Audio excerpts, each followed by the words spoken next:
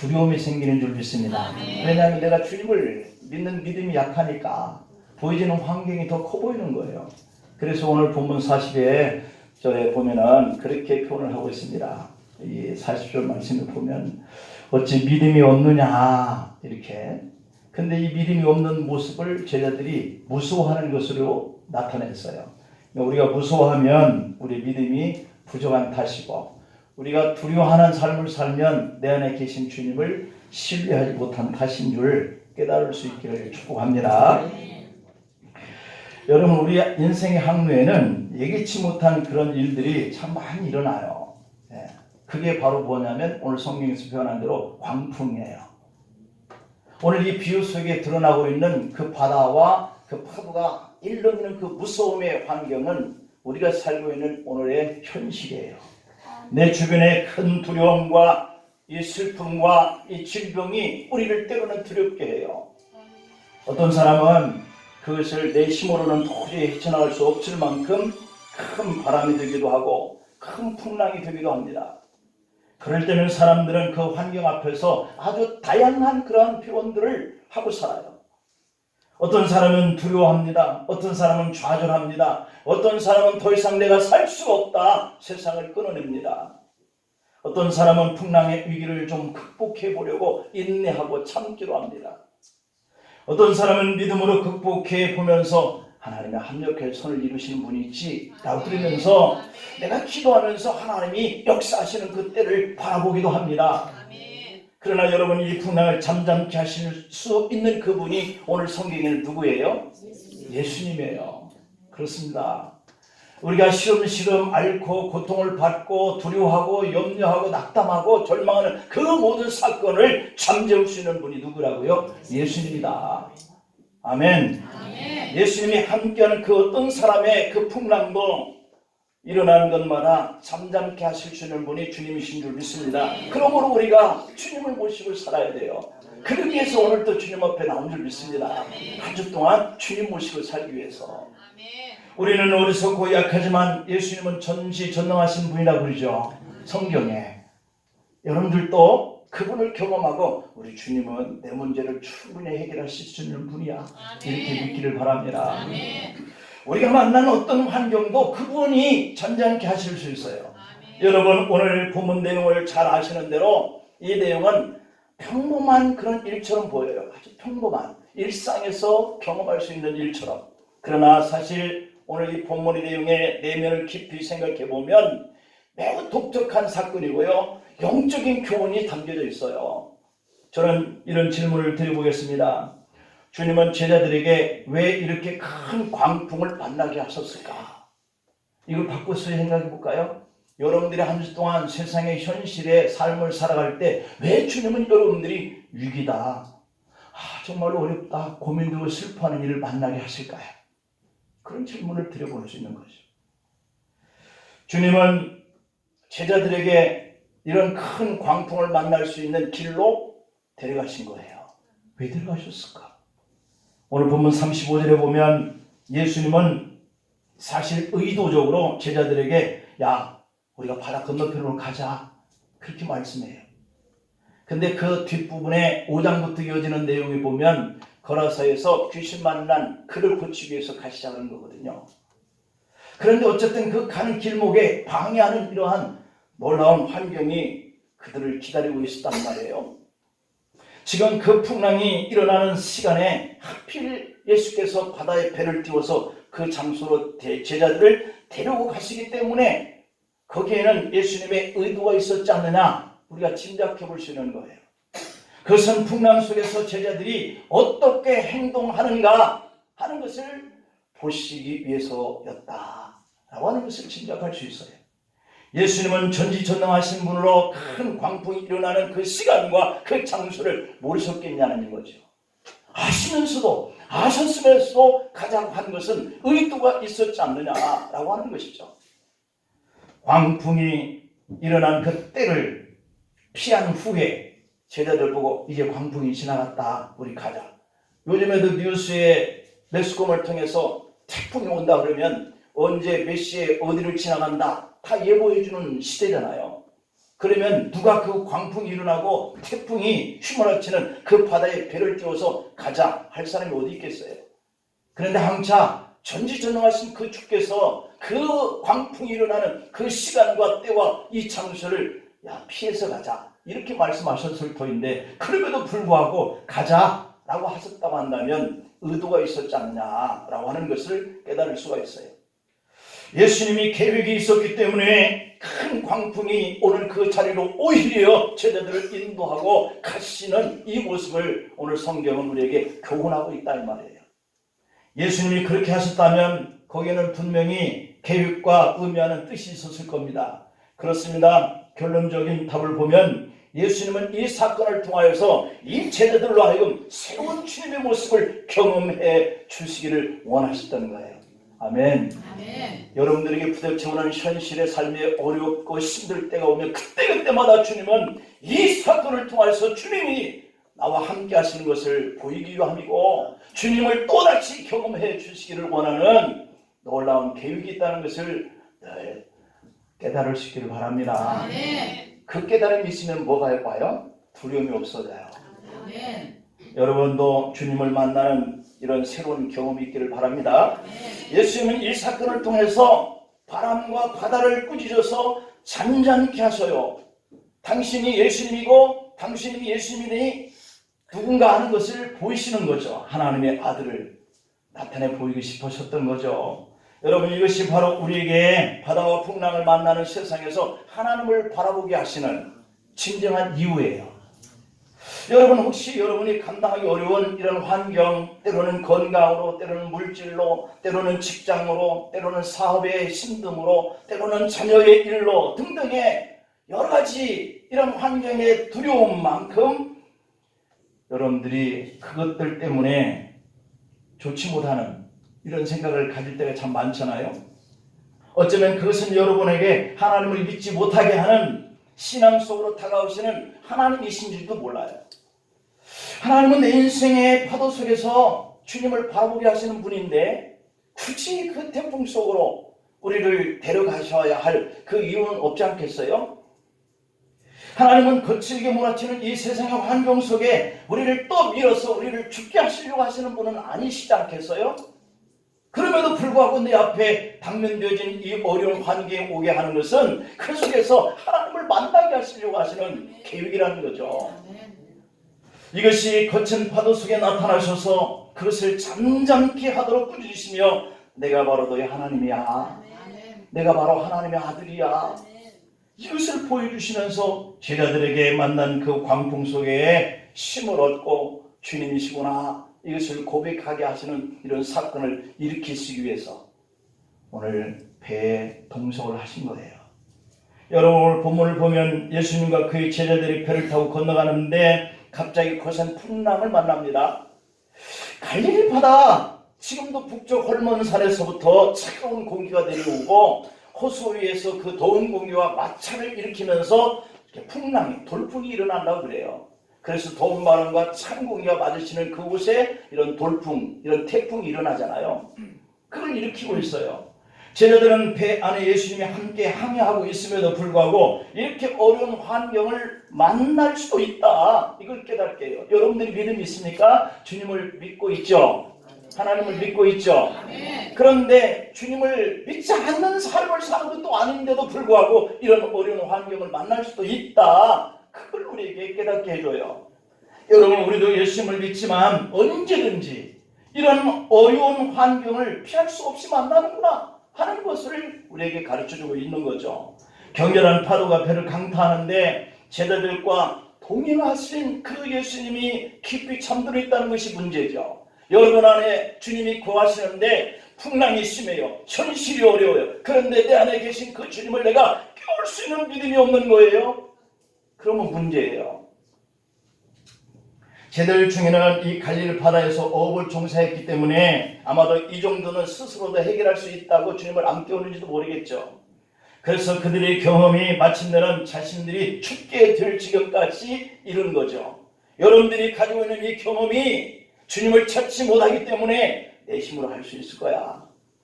내가 이것 정도는 뭐 못하겠어? 주님을 찾지 않습니다. 경험이, 지식이. 그런데 마침내 죽을 지경에 이르러요. 그때서야 그들은 주님을 깨웁니다. 아마 여러분도 예수님을 믿지만 늘상 경험하던 일이니라고 생각하면서 주님을 찾지 않고 기도하지 않게 될지도 몰라요. 그래서 제자들도 위협적인 이 바람과 풍랑 속에서도 예수님을 곧바로 깨우지 않았습니다. 하지만 점점 그 바람은 무섭도록 거칠게 그들의 생명을 위협합니다. 이제 제자들은 이러다가 죽을지도 모르겠다. 위태로움을 느낍니다. 그때서야 제자들은 예수님을 깨워요. 주여, 우리가 죽게 되었습니다. 우리를 구원해 주세요. 외치기 시작해요. 여러분, 여기서 다가오는 광풍이 무엇을 뜻할까요? 우리의 신앙 여정을 가로막고 내 계획을 망가뜨리고 내 직장과 사업장을 힘들게 하고 내 자녀의 길을 막아서고 교회의 성장을 가로막는 방해물, 바로 그 환경이에요. 믿음의 사람들이 가는 길목에 혼자심으로 도저히 감당할 수 없는 이 고난의 사건, 이러한 핍박, 이런 유혹, 시험일 수 있는 거죠. 그런데 제자들은 이 광풍을 어떻게 벗어날 수 있었을까요? 이게 여러분들의 답이잖아요. 내가 만난 이 시험, 이 환난, 이 미혹, 유혹의 방해물 사건들 내가 어떻게 막아내지? 여기 답이 있어요. 어떻게 벗어났는가? 그렇습니다. 제자들은 광풍으로 인해서 죽게 될 때에 주여, 우리가 죽게 되었나이다. 우리를 구해 주세요. 라고 했다는 거예요. 이게 여러분들의 답입니다. 여러분들이 힘들면요, 죄전을 찾아서 주여 구해주세요. 우리가 죽게 되었어요. 하라는 거예요. 이것은 우리 인생 길에 어려움이 닥쳤을 때 우리가 어떻게 해야 할 것인가를 교훈하고 있는 거예요. 우리들 힘들면 제자들처럼 주여, 우리가 죽게 생겼어요. 이 힘들고 어려운 환경 속에서 나 좀 구해주세요. 이 고난과 핍박과 미혹의 장애물 속에서 주여 구원해주세요. 그렇게 예수님을 깨우는 믿음을 가지라는 겁니다. 할렐루야. 여러분, 참으로 놀랍지 않습니까? 이 제자들의 구원의 외침이 곧바로 주님께서 반응을 하세요. 우리가 믿는 주님은요, 우리가 그렇게 기도하면 곧바로 반응하시는 분이십니다. 그렇다면 여러분이 다급할 때 주님, 우리를 구원해 주세요 외치는 그 기도 소리에 주님은 민감하게 반응할 줄 믿습니다. 주님, 놀랍게도 우리가 주님 하고 부르는 그 소리, 우리가 죽게 됐어요, 우리 좀 구해주세요 라고 외치는 그 목소리를 듣고 싶어 한다는 거예요. 어떻다고요? 듣고 싶어 한다는 거예요. 여러분들이 부르는 그 소리를. 풍랑과 파도에 시달리던 제자들이 주님을 부르실 그때까지 예수님이 뭐하는 척 했다고요? 주무시는 척, 잠자는 척 했다는 거예요. 얼마든지 돌보시고 구해줄 수도 있는데 주님은 잠자는 척해요. 누구 안에 계신 주님이? 내 안에 계신 주님. 여러분이 힘들어서 여러분이 울고 싶은 그 환경 속에서 주님, 저를 조금만 도와주세요. 조금만 도와주세요. 여러분, 많이 도울 것도 없어요. 그냥 조금만 도와주면 내가 힘을 좀 내게 생겼을 그 환경이 있잖아요. 그렇게 기도하고 하기를 주님이 기다리셔요. 제자들이 예수님을 향해서 죽게 되었으니 구원해달라고 외치니까 기다렸다는 듯이 그 주님은 곧바로 일어나셔서 바다를 향해서, 바람을 향해서, 야, 잠잠할지어다, 이렇게 외쳤다는 거예요. 그랬더니 그 성난 파도가 복종한다는 거 아니겠어요? 그 성난 물결이 복종했어요. 가스펠 찬송 가사를 보면 이렇게 우리를 위로하는 찬송 가사가 있어요.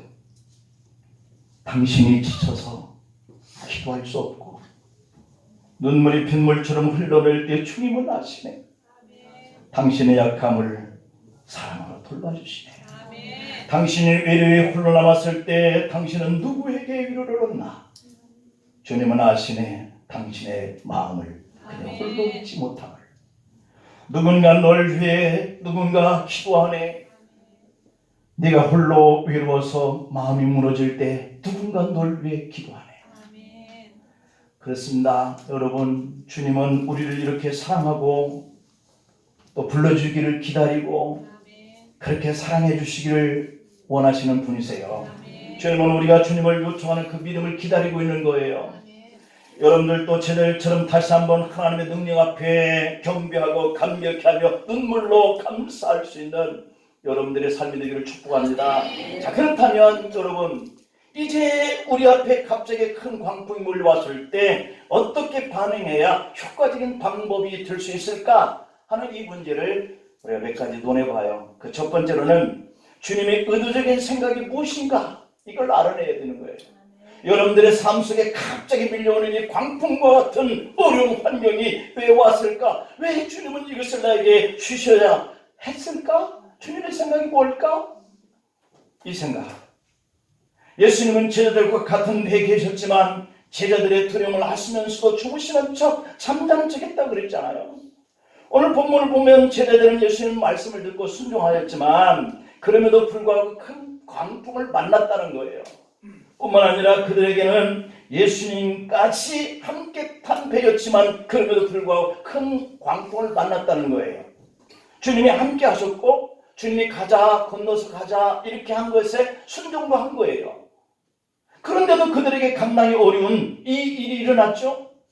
여기서 중요한 것은 성도들이 큰 어려움과 이런 위기를 당하게 되면 하나님 나를 버리셨구나 라고 생각하게 된다는 거예요. 하나님 나와 함께 하시지 않기 때문에 이런 위기를 만난 거야, 이렇게 착각하게 된다는 거예요. 하지만 여러분, 본문을 보면 제자들도 예수님과 함께 계셨음에도 불구하고 또한 제자들이 예수님의 명령에 따라서 같이 갔음에도 불구하고 그렇잖아요. 그런데 광풍이 시달렸다고 한다면 우리가 당하는 경험과 생각이 잘못됐다는 것이죠. 하나님 나를 버린 것도 아니고 하나님 나와 함께 하신 것도 아닌 거예요. 다 함께도 하고 내가 순종도 한 거예요. 우리가 예수님을 잘 믿어왔고 또 인생에 이러한 고난, 이러한 어려움이라고 하는 것은 주님이 나와 함께 하시지 않기 때문에 온 것도 아니라는 거예요. 시편 44편 23절에서 26절에 보면 고라 자손들이 이렇게 고백해요. 주여 깨소서 어찌 주무시나이까? 일어나시고 우리를 영원히 버리지 마옵소서. 어찌 주여 얼굴을 가리우시고 우리의 고난과 악죄를 잊으십니까? 우리 영혼은 진토 속에 파묻히고 우리 몸은 땅에 붙었나이다. 일어나 우리를 도우소서. 주의 인자하심으로 말미암아 우리가 구원받기를 원합니다. 이렇게 고백하고 있거든요. 성도의 삶 속에 하나님이 함께 계실지라도 이 고라 자손들에게도 하나님이 함께 하셨음에도 불구하고 이러한 인생의 거친 풍랑을 만났다는 것이거든요. 그러나 다행인 것은 예수님이 내 인생 안에 계시면 내가 언제든지 부르면 날 불렀니? 그렇게 하고 일어나신다는 거예요. 절대 침몰하지 않게 하신다는 거예요. 왜냐하면 구원해달라고 외쳤기 때문에. 그런데 여러분, 왜 예수님은 의도적으로 주무시고 계셨을까요? 오늘 본문 38절에 한번 보면, 마태복음 4장 38절에 보면 이렇게 되어 있어요. 예수께서 고문에서 베개를 베고 주무시더니 제자들이 깨우며 이르시되 선생님이여 우리가 죽게 된 것을 돌보지 아니하시나이까. 여러분, 우리가 생각할 때 이 광풍이 일어나는데 예수님이 과연 주무시고 계셨을까요? 집안에 큰 일이 일어나는데 집안에 사람이 있으면서도 과연 모르고 있을까요? 이해가 안 되죠. 지금 이 배는 제자들만 탄 배가 아니라 주님이 함께 머물고 있는 배였어요. 그런데도 제자들은 두려운 환경을 만나니까 그 현실 앞에서 두려워서 벌벌 떨고 있었어요. 마찬가지로 우리 인생의 배 안에도 우리 혼자 있는 것이 아니에요. 언제나 우리 인생길에는 배의 선장이신 주님이 함께 거하시는 줄 믿습니다. 그런데 우리가 항해하는 인생의 배 안에 생각지도 못한 풍랑이 닥쳐오면 그때 우리가 어떻게 하고 있나? 한번 우리 자신 한번 돌아봐요.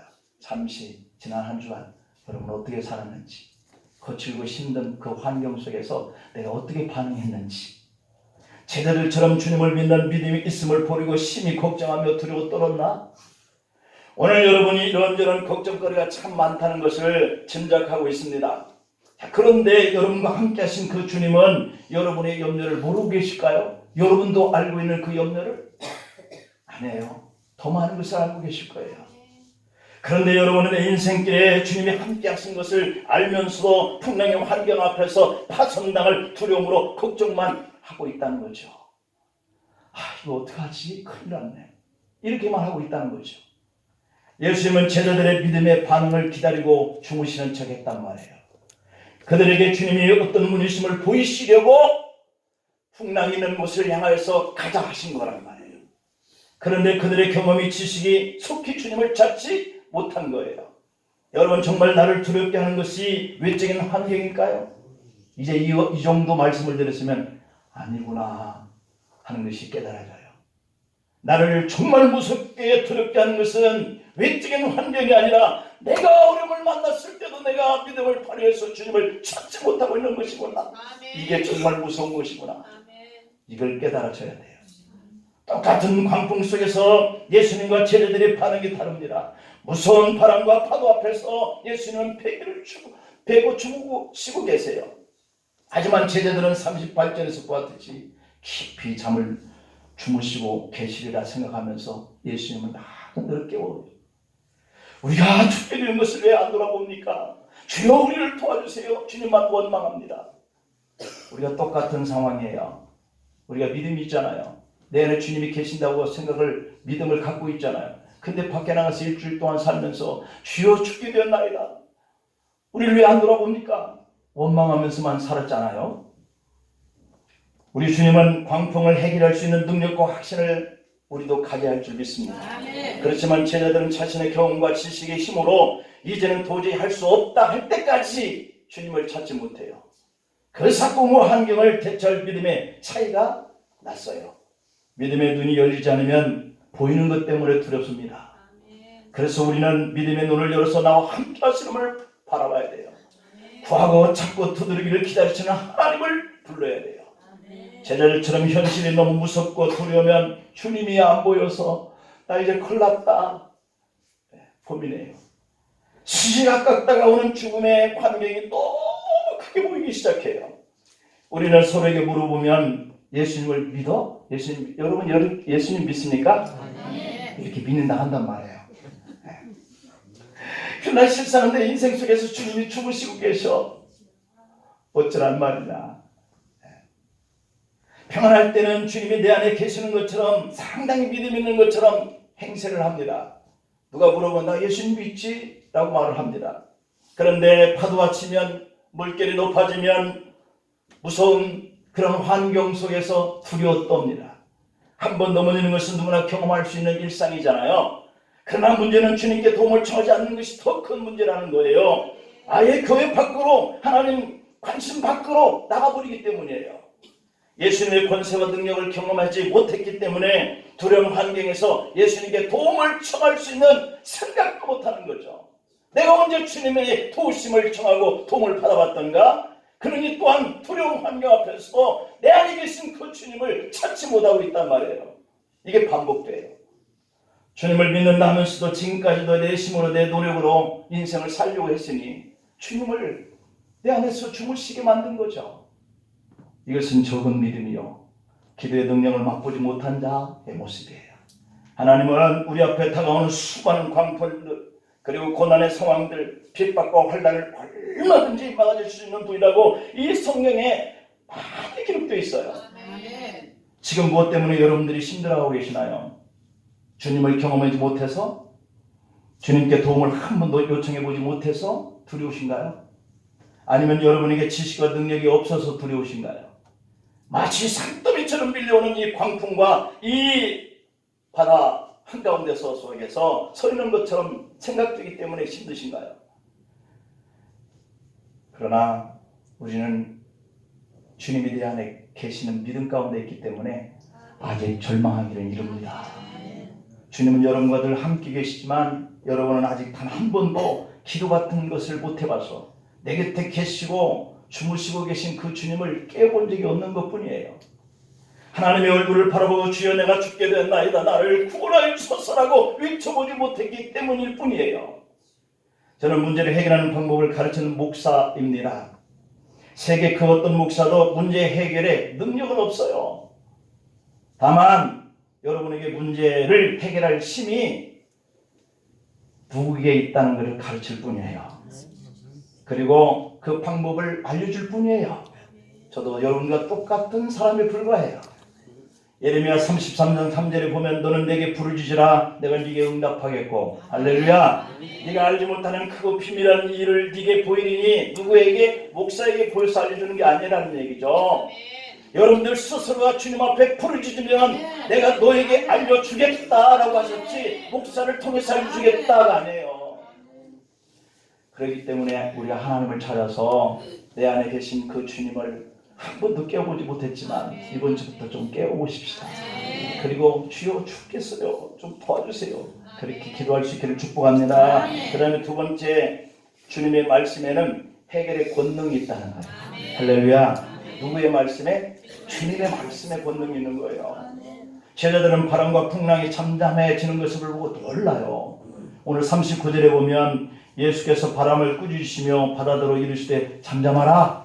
그랬더니 어떻게 됐대요? 고요해졌다는 거예요. 야, 그때 바람이 그치고 아주 뭐했다? 잔잔해졌다. 여러분들의 일상에서 두려움을 주는 환경들이 이번 주간에는 잔잔해지기를 축복합니다. 고요해지기를 축복합니다. 여러분이 바로 이것이 말씀 한마디 때문에 바람과 바다도 잠잠하게 되지는 이 일을 바라보면서 만물을 다스리시는 분이 주님이시구나. 이걸 깨달을 수 있어요. 이것을 목격한 제자들이 어땠다고요? 놀랐다. 왜 놀라기만 해요? 경호하기를 축복합니다.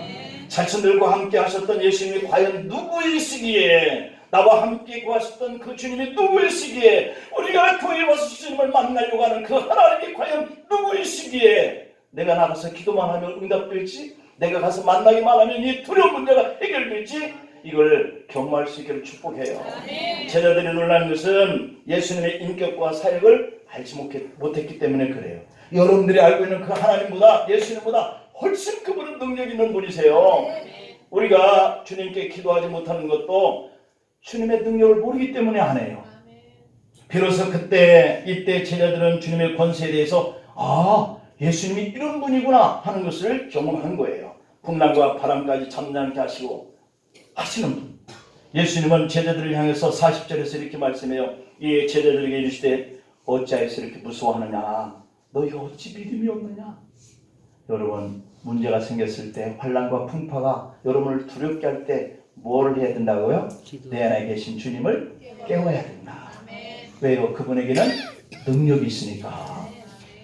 그러면서 주님이 하시는 말씀이, 왜 그렇게 무서워하는 사람, 예수 믿는 사람이 왜 그렇게 나를 안 찾아? 예수 믿는 사람이 왜 그렇게 믿음이 없어? 왜 이렇게 나를 못 깨우냐? 이렇게 말씀하시는 것으로 들려지길 바랍니다. 제자들이 만난 풍랑은 그들을 죽게 하려고 일어난 것이 아니었어요. 예수님에게 이런 권능과 능력이 있다는 것을 알리기 위해서 그랬던 거예요. 그러면 돌려서 생각해요. 여러분들에게 밀려오는 어려운 환경은요, 여러분들에게 주님이 이런 능력이 있으셔, 이것을 깨닫게 하기 위해서라는 거. 그러면 이제 훨씬 부드러워졌죠. 41절에 그때 제자들이 심히 두려워하여 서로 말하되 그가 누구에게 바람과 바다도 순종하는가 했다는 거예요. 예수님과 늘 함께 했던 제자들이었지만 예수님이 그런 능력이 있는 메시아이다 하는 이 사실을 지금에서야 발견해요. 지금까지 여러분들이 교회를 출석하면서 30년, 50년, 60년 평생 동안 신앙생활을 했다 할지라도 주님이 이런 능력이 있는 분이야 라고 하는 믿음이 없다고 한다면 지금까지 여러분들은 주님을 내 안에서 잠자게 하셨다, 주무시게 했다, 그런 믿음 없는 사람인 거예요. 조금 전까지는 광풍을 두려워했으나 이제는 광풍을 잠잠케 할 수 있는 예수님이라는 사실을 보고 두려워해요. 이제 두려워하는 조건이 어떻게 됐어요? 바꿔졌어요. 여러분, 풍랑에 두려워서 죽게 되었다고 했던 이 제자들이 그 시선에 바뀌어서 주님의 그 능력을 행하심을 보고 주님을 두려워하게 돼요. 여러분, 우리도 환경을 두려워하지 않고 주님을 두려워할 줄 아세요? 내가 신앙이 이리저리 흔들리고 좌지우지 주님을 믿지 못하는 이 신앙이 주님 앞에 서면 책망받을 책망인 것을, 그 사건인 믿음인 것을 여러분들 두려워해야 돼요. 우리는 살면서 늘 함께 하시는 주님을 잘 몰라요. 그런데 이제는 알아야 할 줄 믿습니다. 우리가 믿는 주님이 그렇게 권능을 가지신 분이라는 사실을 믿어야 합니다. 제자들은 이제 삶의 두려움의 대상이 바뀌었어요. 바람이나 파도보다 더 능력이 많은 예수님을 하나님으로 대하듯이 이제 깍듯이 두렵게 여긴다는 거예요. 이게 존경의 표현이거든요. 예수님의 능력을 보니 세상에 어떤 환경보다도 더 존경할 만한 분이시다. 이런 두려운 마음이 일어나는 거예요. 근본적인 문제는 예수님에 대한 믿음이 없었기 때문이라는 사실이에요. 믿음이 없으면 위기가 다가올 때 성도라 할지라도 민낯을 드러내요. 내가 이 정도밖에 안 됐었구나. 이걸 드러내요. 그러면서 두려워하고 죽게 되었다. 탄식해요. 겉으로는 모든 문제를 다 해결할 수 있는 믿음을 가진 척 했지만 막상 현실이 내 앞에 두렵게 다가오니 무서워해요. 믿음 없는 거죠. 교회는 나와도 주님을 전적으로 의지하지 못했으니 평안을 누릴 수가 없습니다. 예수를 믿으면서도 왜 환경 때문에 보이는 것 때문에 우리가 평안하지 못했을까? 내 안에 주님을 깨우지 못해서 그랬구나. 우리 다 같이 부주한 탓으로 우리 옆 사람과 같이 한번, 뒷 사람과 같이 한번 우리 굳은 악수를 한번 합시다. 예수님을 깨우십시다. 예수님을 깨우십시다. 시련이 당했을 때 그 믿음의 실상이 드러나게 되어 있어요. 갑작스럽고 혹독한 고난이 닥쳐올 때 믿음이 요구된다는 것이죠. 문제는 풍랑이 아니었습니다. 우리가 믿는 그 예수님을 확실히 모르는 것, 이것이 문제였습니다. 예수님을 믿는 자들은 인생의 항로에서 어떠한 풍랑을 만난다 해도 목자이신 그 주님을 바라보고 주여 도와주세요. 주여 우리가 죽게 되었습니다. 조금만 도와주세요. 이렇게 주님 앞에 나아가 기도할 수 있는 그런 한 주간 되게 하셔서 내 안에 계신 그 주님이 여러분들의 삶을 주도하고 문제와 염려와 걱정으로부터 해결해 주는 역사가 한 주 동안에 일어나기를 축원합니다. 우리 다 같이 한번 기도합니다.